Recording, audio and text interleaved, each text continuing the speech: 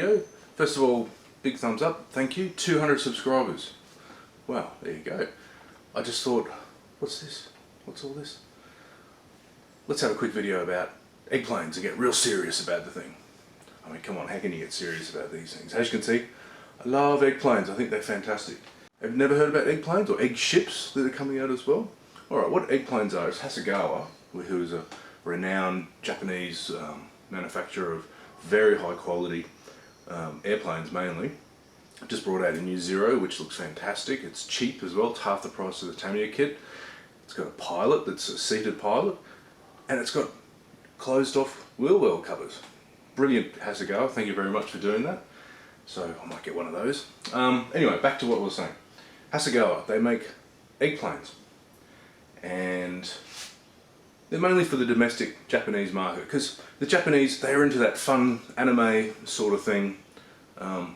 Some stuff's bordering on a bit creepy, but anyway, it's good fun, okay? That's what it's all about. This hobby, well, most of the time it's about fun.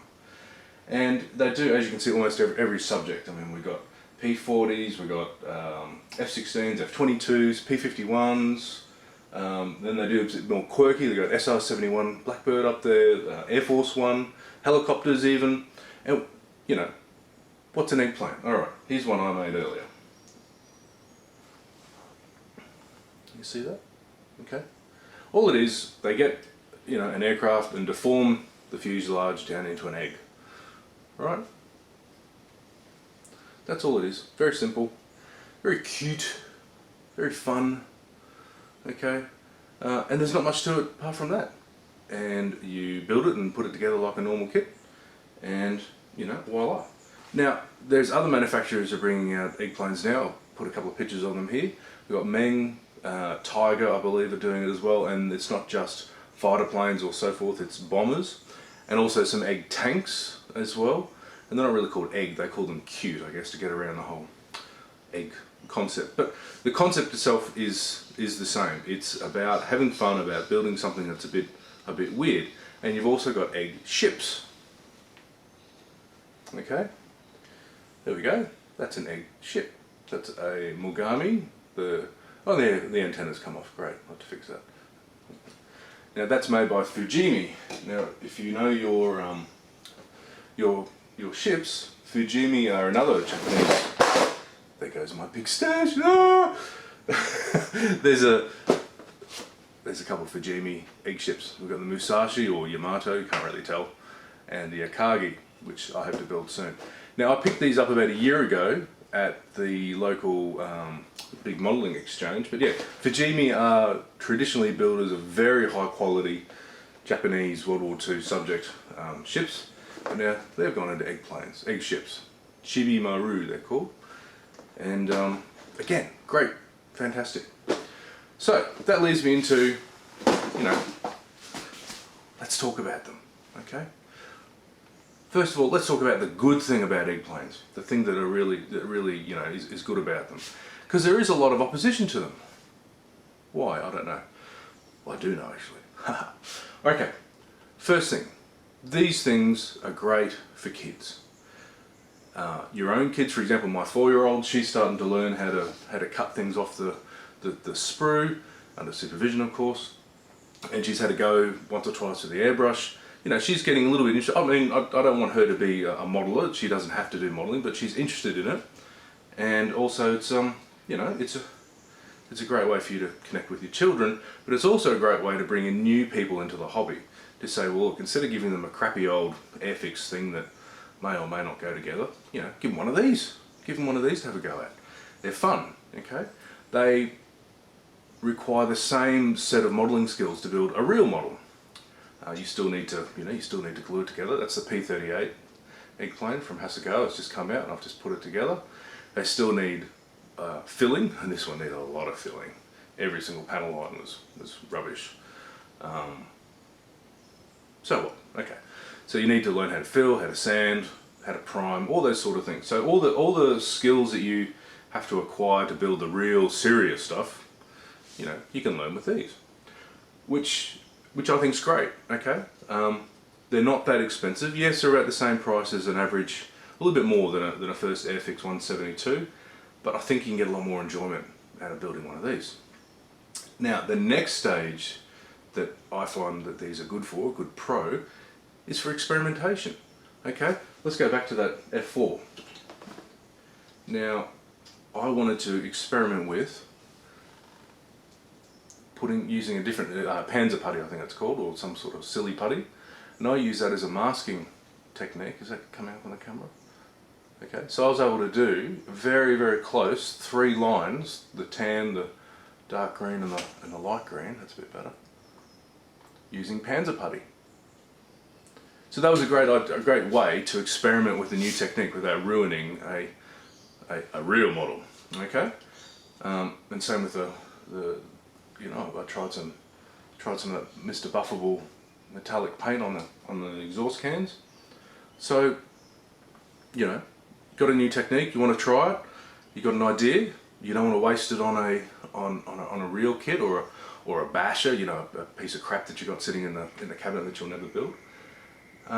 Get one of these.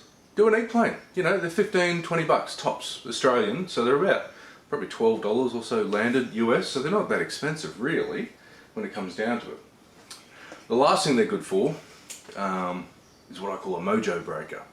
You ever get so wound up in all your projects and what you're trying to achieve and what you're trying to do, and you just you get full of frustration? What I do, the way I resolve it, is either start another one. So I've got 15 things on the go. I need to seek help for that. Or you build one of these. Okay, you can build, prime, paint, blah blah blah. Weather. You want to do weathering? You can weather the thing in a day or a weekend. I mean, that's what's great about it. It's, hey, I've built a model. It's not a real model, it's an egg, but had fun, got the mojo re-going, and again, you can put in the experimentation. Maybe you're a bit anxious about trying to do natural metal finish. But I'm going to do this within Eggplanes. Why not? Give it a go. So, for me, I can't see any, there's some really good points with Eggplanes. Now the bad points, I can only find 2. Money and time. Now, the money side is, yes, the kits, you're spending money on Eggplanes, you're not spending money on something else. We talked about the new Haskell Zero. I mean, I could have bought 1 or 2 new Zeros with all these Eggplanes that I've got here. Time, yes, time spent building Eggplanes and eggships and what have you, is time away from the modelling bench building the real thing. But if we're getting down to that sort of brass tacks in the hobby, we're getting a bit too serious, I think. And this leads me to the next part of this, and that's about, why is there an opposition to this? I mean, there's one chap on the Scale Model and Critique group who started it, Jim de Césaire.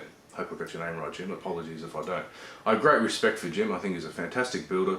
He's done great things for the hobby, and I applaud him and Will and Matt for bringing the group together. But I don't understand his, and Matt to a certain degree as well, really harsh opposition to Eggplanes. He really hates them. You bring them up, you're likely to get banned on that group. But I'm half joking there, but I'm half serious as well. But yeah, I mean, there is an undercurrent of, this is a serious hobby, and I think it is. I think it can be quite serious and quite, you can get real passionate about what you're doing and what you believe in, like the last video where I ranted and raved. I don't know if I was right or wrong about that, but whatever. And I'm currently having a bit of a robust discussion about the colour panzer grey and so forth, but when it comes down to it, this is our spare time that we're spending, and I just can't see the downsides of encouraging this sort of modelling. It's fun, brings new people into the hobby, and that's what we need new people. We've got manufacturers creating more types of these sort of fun subjects, which broadens their appeal, broadens their brand, their market, if you want to get down into those sort of areas. Meng kits are great kits, and I applaud them for bringing out more esoteric subjects like the Char 2C and a few other things. So that's great. So yes, they're not serious, okay? And yes, maybe that it confuses people who are not modelers to think, oh, you're just building these silly little planes. They see one of these, or they might see the real thing, a real trumpeter P38, which is not a dog of a kit, but a hard kit to put together and once built and done. I mean, that's a serious piece of work. And they might confuse it too and say, oh, a couple of P38s, that's great. And that might be belittling the serious side of it, so I can understand that point of view. But come on, let's have some fun. Let's build some of these, and I've got some great plans for my eggplanes. Now I like doing them in flight. This one unfortunately has got its wheels down, molded already, so I can't do that one in flight. But all these, I will be building these wheels up, because that's how planes should be modelled. Shh, shh, shh. I shouldn't say that, should I? Can be modelled. No, should be modelled. And with that, thanks again for watching. Quick update today, and I'll have a few things up soon. I've been very busy with work, so I haven't been able to finish the Char2C reveal.